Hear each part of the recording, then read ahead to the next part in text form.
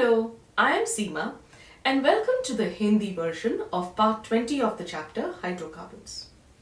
अब इस वीडियो में मैं आपको बताऊंगी कि क्या मेथड्स होते हैं प्रिपरेशन के एल्कीन्स के। एल्कीन्स को प्रिपेयर करने के 4 मेथड्स होते हैं, जिनमें से एक मेथड तो एडिशन रिएक्शन होता है और 3 मेथड्स जो होते हैं वो एलिमिनेशन रिएक्शंस हैं। इस वीडियो में हम पहला मेथड करेंगे जो कि एक एडिशन रिएक्शन है। अब आप इमेजिन करो कि एडिशन कैसे रिएक्शन में होगा, जिसमें कैसे कंपाउंड में होगा जिससे कि आपको एल्कीन मिल जाए। हम शुरू करते हैं एक एल्केन के साथ कि हमारे पास इथेन है, ठीक है। इथेन में क्या होता है, कार्बन कार्बन सिंगल बॉन्ड होता है और 3 हाइड्रोजन्स हर कार्बन के पास होते हैं, है ना। ये इथेन है। इमेजिन करो कि अगर ये जो कार्बन कार्बन है, ये इनमें से 2 हाइड्रोजन्स वो यहां से निकल जाते हैं, हट जाते हैं। एक बॉन्ड क्या होता है, बॉन्ड एक शेयर्ड पेयर ऑफ इलेक्ट्रॉन्स होता है कि दोनों हाइड्रोजन ने एक इलेक्ट्रॉन दिया, कार्बन ने एक इलेक्ट्रॉन दिया, दोनों ने वो इलेक्ट्रॉन पेयर को शेयर किया तो वो एक बॉन्ड हुआ। तो अगर ये 2 हाइड्रोजन निकल जाते हैं, इस कार्बन के साथ एक हाइड्रोजन और इस कार्बन के साथ एक हाइड्रोजन, तो अपना अपना इलेक्ट्रॉन लेके वो चले गए। तो दोनों कार्बन के पास अपना अपना इलेक्ट्रॉन रह गया। तो ये दोनों कार्बन क्या करेंगे, वो जो अब क्योंकि ऑक्टेट कंप्लीट नहीं है, हर कार्बन को 4 बॉन्ड बनाने चाहिए और अब तो वो सिर्फ 3 बॉन्ड बना रहे हैं, एक कार्बन कार्बन के साथ और 2 हाइड्रोजन्स के साथ, और दोनों के पास अपना अपना एक इलेक्ट्रॉन पड़ा है जो हाइड्रोजन के जाने पे उनको अपना इलेक्ट्रॉन वापस मिला। तो ये दोनों कार्बन क्या करते हैं कि उस इलेक्ट्रॉन को ये अपनी तरफ से एक इलेक्ट्रॉन देता है, ये कार्बन वो वाला अपना इलेक्ट्रॉन देता है, दोनों में डबल बॉन्ड बन जाता है। अगर अब ये 2 हाइड्रोजन भी यहां से निकल के चले जाएं तो सेम सिचुएशन होगी कि ये दोनों हाइड्रोजन भी निकले, अपना अपना इलेक्ट्रॉन लेके चले गए, दोनों कार्बन्स को एक एक इलेक्ट्रॉन अपना अपना वापस मिल गया, उन्होंने उसको शेयर किया और उससे हमें एल्काइन मिल गया, ठीक है। अब मैं ये आपको उल्टा क्यों बता रही हूं, मैं एल्केन से शुरू हुई हूं और मैं आपको एल्काइन तक ले गई हूं, जबकि मैंने आपको बताया कि हमारा मेथड ऑफ प्रिपरेशन एल्कीन का क्या है कि हमने एल्काइन से शुरू करना है।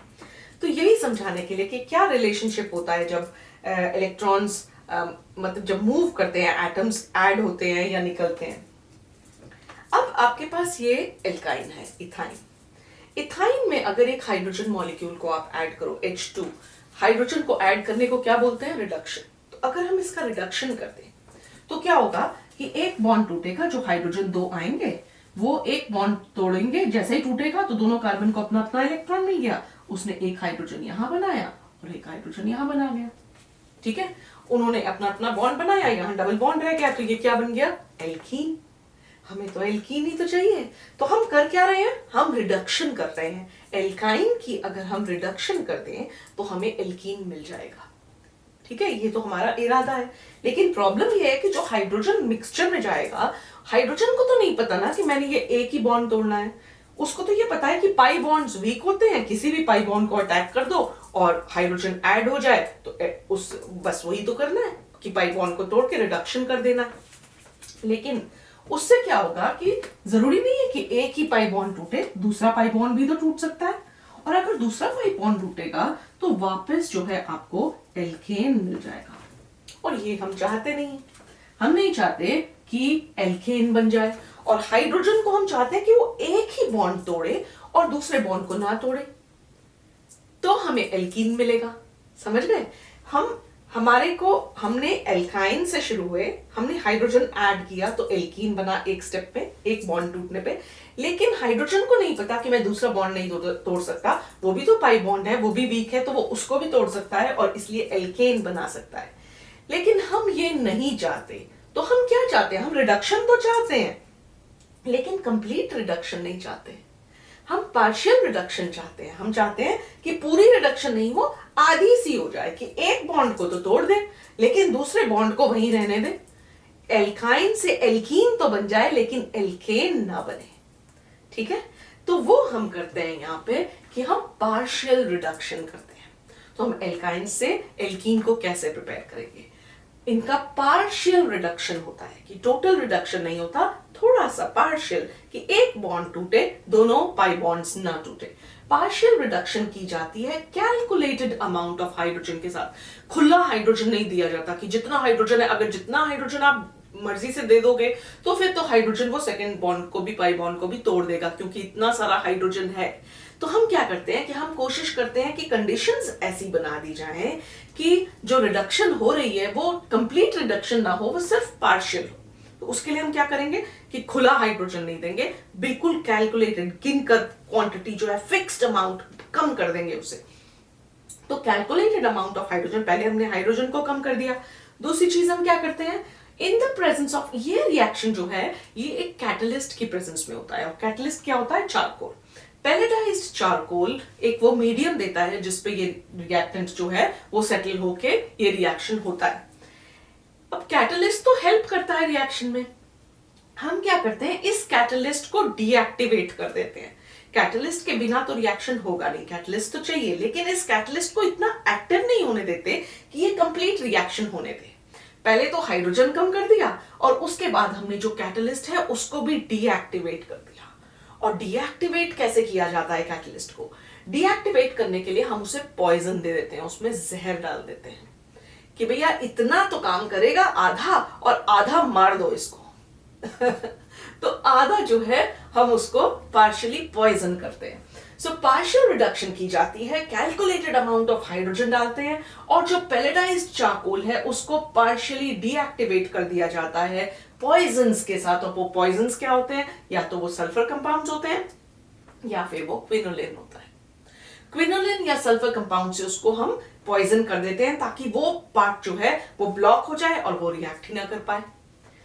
अब पार्शियली डीएक्टिवेटेड पैलेडाइज्ड चारकोल जो होती है, ये जो कैटलिस्ट है इसको एक स्पेशल नाम दिया गया है जो है लिंडलर्स कैटलिस्ट। इसको लिंडलर्स कैटलिस्ट बुलाया जाता है। और जब भी आप लिंडलर्स कैटलिस्ट यूज करते हैं एल्काइन को रिड्यूस करने के लिए, तो आपको हमेशा सिस आइसोमर मिलता है, आपको कभी भी ट्रांस आइसोमर नहीं मिलता। मतलब ये मेथड ऑफ प्रिपरेशन जब आप यूज करोगे तो आपको सिर्फ सिस आइसोमर, मतलब जब आप लिंडलर्स कैटलिस्ट यूज करोगे एल्काइंस से तो आपको सिस आइसोमर ही मिलेगा। सिस आइसोमर कैसा होता है, जिसमें जो भी ऐड हो रहा है या जो भी सिमिलर ग्रुप्स हैं वो डबल बॉन्ड की एक ही तरफ पे आते हैं। देखो जैसे ये एग्जांपल है, ये एल्काइन है, R और R' दो एल्काइल ग्रुप्स हैं। इसमें हम हाइड्रोजन देख रहे हो, एक ही मॉलिक्यूल है हाइड्रोजन का, ताकि एक ही बॉन्ड टूट सके। लिमिटेड क्वांटिटी हाइड्रोजन को लिमिट कर दिया। पैलेडाइज्ड चारकोल है, डीएक्टिवेटेड है, इसलिए लिंडलर्स कैटलिस्ट है। और लिंडलर्स कैटलिस्ट ऐड करने पे हमें जो दो हाइड्रोजन ऐड हुए वो दोनों एक ही तरफ, देखो ये डबल बॉन्ड है, डबल बॉन्ड के ऊपर दोनों R और R' आ गए, और डबल बॉन्ड के नीचे दोनों हाइड्रोजन सिमिलर ग्रुप्स एक साइड पे हो जाते हैं डबल बॉन्ड के, इसलिए ये सिस आइसोमर है। तो ये आपको सिस एल्कीन मिलेगी।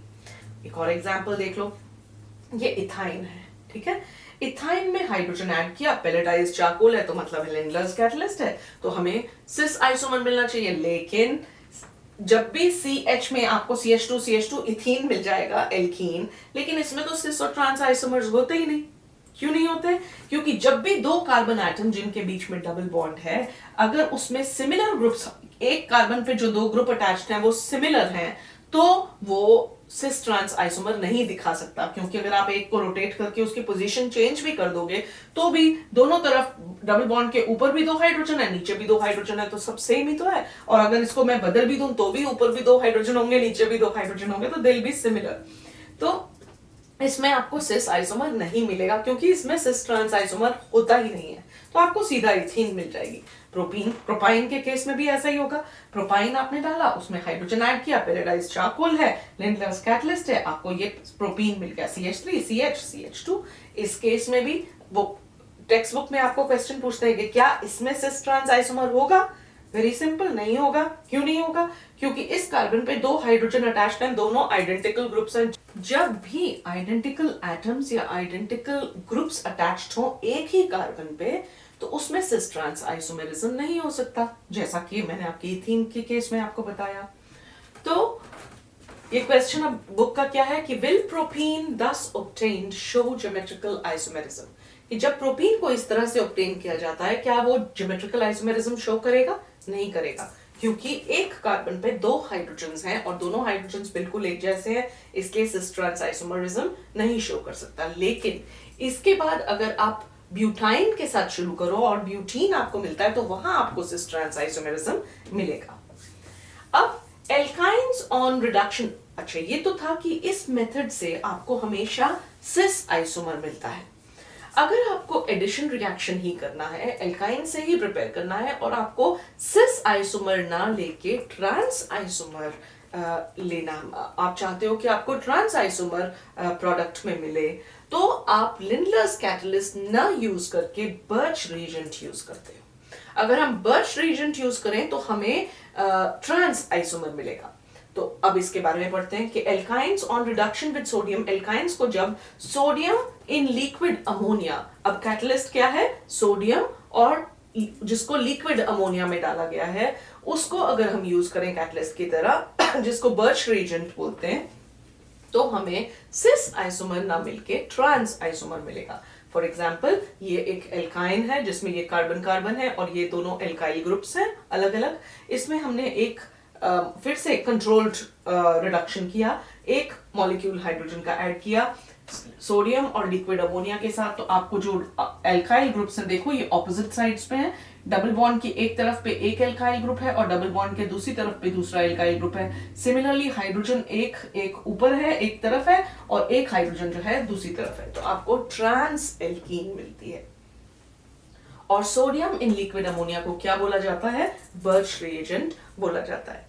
तो इस तरह से हम देखते हैं कि जब भी हमें सिस आइसोमर चाहिए, पहली बात तो अगर आपको एक स्पेसिफिक आइसोमर चाहिए तो आपको हमेशा ये वाला मेथड यूज करना चाहिए, alkynes preparation of alkenes from alkynes.